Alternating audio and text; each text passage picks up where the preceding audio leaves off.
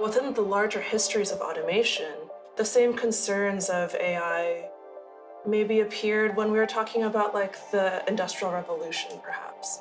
It's affecting different people, there's different access points, but ultimately this existential concern has always been there. When people think of AI, whether they think it's really threatening or has a lot of potential, I don't know if we're necessarily trying to cast judgment, but rather situate it within a larger historical context. I'm Mindy Sue. I'm a longtime Rhizome friend and collaborator.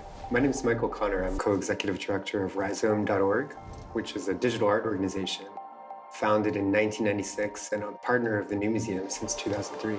My feelings about AI and art mirror my feelings about technology and art, which is that, these tools are incredibly powerful, and in people's hands, they have the potential to really create new and interesting currents in culture, give people new kinds of ways of thinking and connecting, and at the same time, the broader context of technology is so powerful and something that people need to have a voice. I feel like for me and many of my peers, our general thoughts on AI are not only rapidly fluctuating, but at times can feel like a double-edged sword. It's hard to wrap our head around the total impact that it may have, not only just on ourselves, on our artistry, but just in the world. But also what I know within myself is that our ideas and who we are and our beliefs come first, and then all of this that we're given, which we are so privileged, it is a tool for us to use.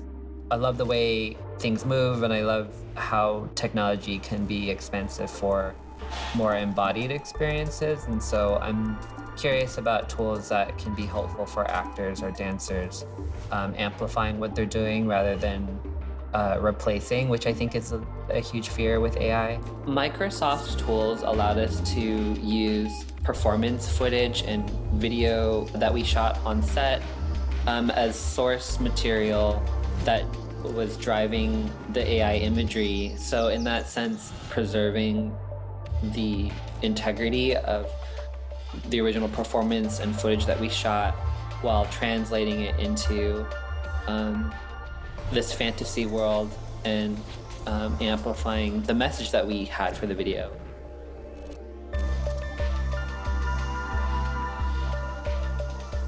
When I was approached with this project, first I was thinking about the fear of AI.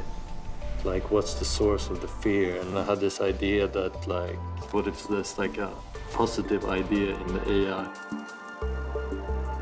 And then we were like, yeah, this like having like these ideas and like philosophy and stuff go through the AI, kind of see what comes from that. The labyrinth idea just comes out of being kind of metaphoric, like of this vast, uncharted territory or something.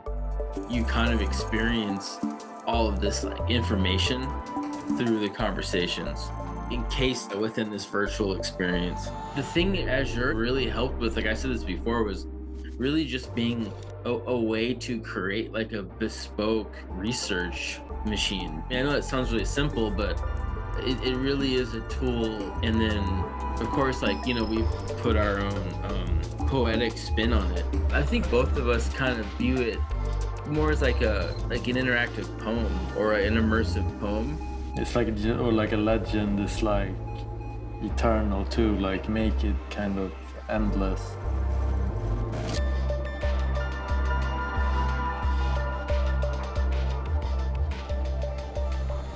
And I've always liked playing with like the feeling of just like the euphoria, like a nostalgia for something that hasn't happened yet. I kind of wanted to do the exact same thing for like other people, make it feel kind of real old school and traditional, but still it's still very new, very fresh. Paul Flores' work is like that. It's a remix of the past. That's kind of like conceptually what AI is doing. How do you create something like familiar and totally fresh at the same time? I think what's special about this project is we had started with this central artist, Paul Flores, that kind of became the North Star for the project. And he allowed us to create our own ownable model using all these different Microsoft AI tools. I feel like that was one of the breakthroughs, was being able to like get all these artists with different hand styles, keep their kind of DNA and the personality of the motion that they're doing, but then to like filter it through like what Paul Flores would do. It like allowed for this cohesiveness, this kind of style consistency that I think other kinds of animations can like struggle with. By trying to draw out these histories of artists who've used AI for years before the term was even there, it's actually a nice model for the potential and also the way we can use it as a sort of social commentary. Really how we're choosing to use the tool and how we can focus on accessibility, the pedagogy of it, the literacy, exactly. So we can figure out some more autonomous usage of how people can choose to use it in an intentional way.